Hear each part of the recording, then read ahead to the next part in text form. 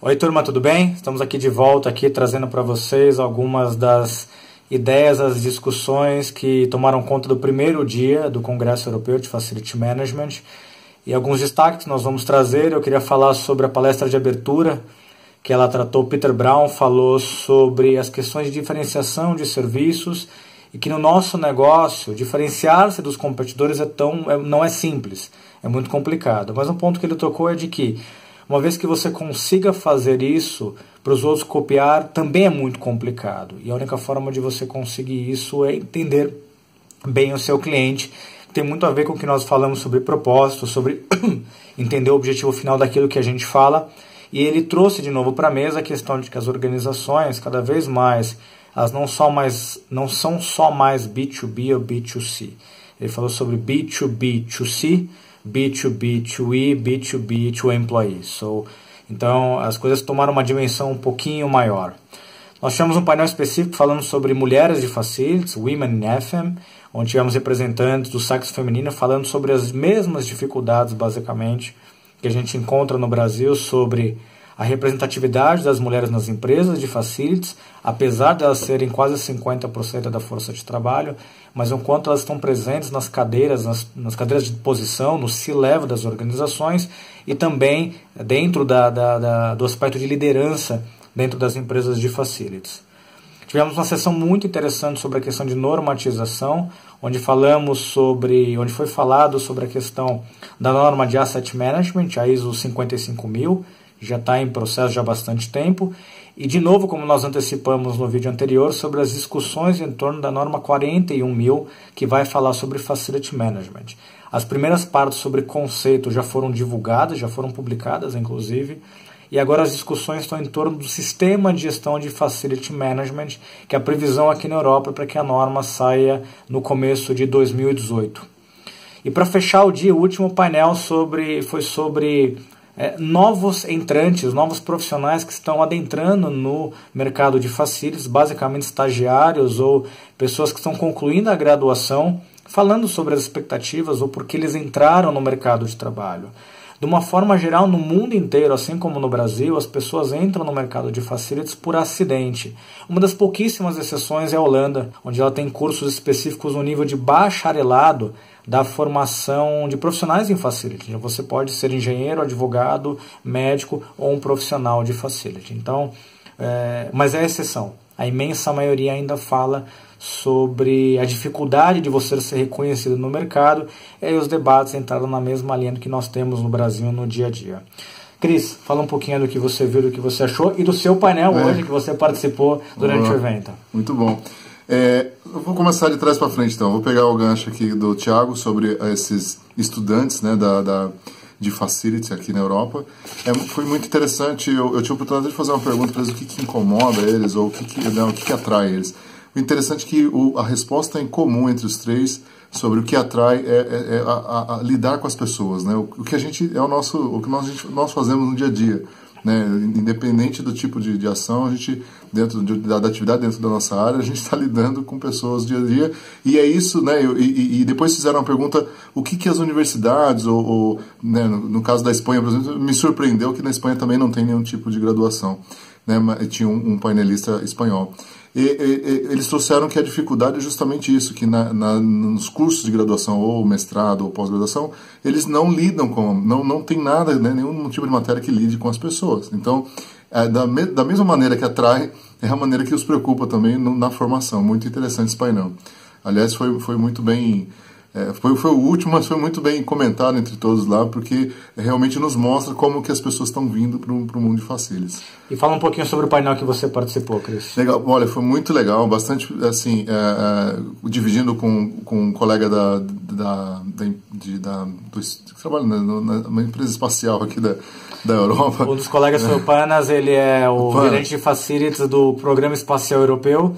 E o outro foi o Jacob, que trabalha na NHK, que é a empresa da Nilfisk, a dinamarquesa. Exatamente. E lá tivemos a oportunidade de falar um pouquinho sobre a FM, né? O Lionel, que foi que é da Associação Francesa de Facilities, ele foi o nosso mediador e trouxe para a gente algumas perguntas, querendo saber um pouquinho mais sobre o que é, como fomos parar também no mundo de Facilities, né? Qual a nossa estrutura, enfim, um pouquinho. E isso foi bastante produtivo, bastante rico. O Panas trouxe a questão dos KPIs e foi interessante a resposta, uma das respostas dele que é para não, na opinião dele, é não ter muitos, né, para poder ter alguns principais e poder controlar. Enfim, ficou aquele gostinho de quero mais, vamos explorar mais, né? O network aqui realmente foi bastante intenso hoje. E uma das outras apresentações que tivemos também foi sobre as emoções, né?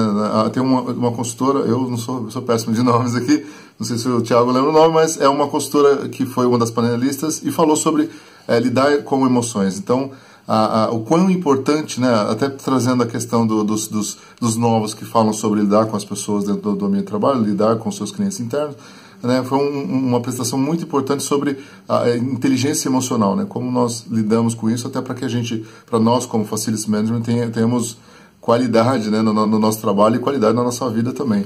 Então, bastante rico hoje, bastante interessante. Esse painel falava exatamente sobre a questão que nós, Facilities, já temos que ter, somos quase psicólogos no nosso dia de trabalho, seja com nossos funcionários, seja com nossos clientes. O que eu estava comentando é como é que a gente trabalha isso ou evita que isso vire uma bomba relógio. E essa apresentação veio junto com uma outra apresentação sobre tecnologia, de novo falando sobre o tema internet das coisas, onde uma das projeções que é altamente factível é de que muito em breve nós teremos sensores, pulseiras, relógios, seja lá o que for, que vão medir as nossas sensações e conseguir emitir sinais para o ambiente, dizendo se nós estamos felizes, tristes, ansiosos, de uma forma que o ambiente consiga reagir. E como é que a gente pode tirar benefício disso? Um exemplo muito simples que foi dado, que parece uma coisa que pode ser aplicada amanhã, é de que imagina que esse dispositivo descubra que você está extremamente bravo com alguma coisa, o rádio do seu carro entenda isso e imediatamente ele coloca uma das suas músicas favoritas ou uma da música que você relaxe. Como é que ele entende isso? Baseado no seu comportamento, na sua reação, ele aprende e passa a replicar aquilo em situações similares. A hora que você olha para o ambiente de Facilities, expanda isso para uma recepção de um hotel, para uma recepção no escritório, para a forma como você aborda alguém no seu dia a dia, e as oportunidades são incríveis.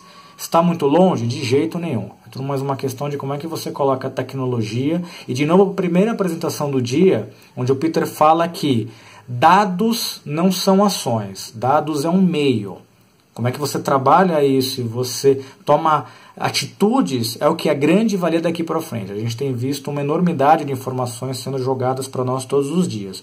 O próximo passo nessa jornada é pegar essas informações e utilizar de uma maneira inteligente. Exatamente. Teve até um vídeo que uma das palestrantes trouxe que fala do Google, como o Google está desenvolvendo, né, a questão, até um exemplo de você ir no supermercado e você passa seu celular e ali ele começa a registrar tudo que você pega e já paga e você vai embora. Isso não está longe, nós já tivemos a oportunidade de ouvir isso em algumas vezes. Então, assim, será que, né, essa nova tecnologia realmente é tão nova? Ou ela está, né, quanto próximo ela está da gente ou não? Essa é uma reflexão bastante interessante. E uma última discussão que surgiu é que todas as empresas, ou muitas empresas, elas fazem estudos, white papers, sobre como vai ser o Facility daqui 10, 15 anos ou 5 anos. E uma delas está lançando um estudo sobre como vai ser o Facility em 2040. E a discussão no final do dia foi, provavelmente, independente do que ela falar, as tecnologias que vão guiar o nosso ambiente de negócios daqui 25 anos, elas nem existam hoje. Então, como é que a gente trata sobre isso? Esse foi um pouquinho do resumo do primeiro dia. Foi um dia bastante intenso de palestras, mas todas elas muito bem coordenadas. A questão do tempo foi muito bem manejada por toda a organização. Amanhã a gente volta e amanhã às 11 horas eu participo do painel falando sobre FMs do mundo todo, onde a gente vai ter um bate-papo com colegas da Ásia, da Europa, para falar como é que cada país trata a questão do FM. Exatamente no momento que nós estamos falando da norma 41.000, que busca um entendimento comum, a ideia é que esse painel seja extremamente rico justamente para trazer para a mesa as reais diferenças que acontecem em diversas regiões e ainda na questão do como é que a gente entende a posição de facility, sua importância nas organizações. Isso é um pouquinho disso, do que nós falamos. A palestra vai ser às 11 da manhã, o que quer dizer às 6 da manhã no Brasil. Provavelmente nenhum de vocês vai assistir ao vivo, talvez nem minha esposa, minha mãe, que falou que ia assistir, elas não vão acordar para isso, mas de qualquer forma ela vai ser gravada, depois a gente vai colocar para vocês. Então é isso, amanhã no final do dia a gente volta com mais um release do que aconteceu no segundo dia, e até a próxima. Um abraço, gente. Até tchau, mais. tchau. Valeu.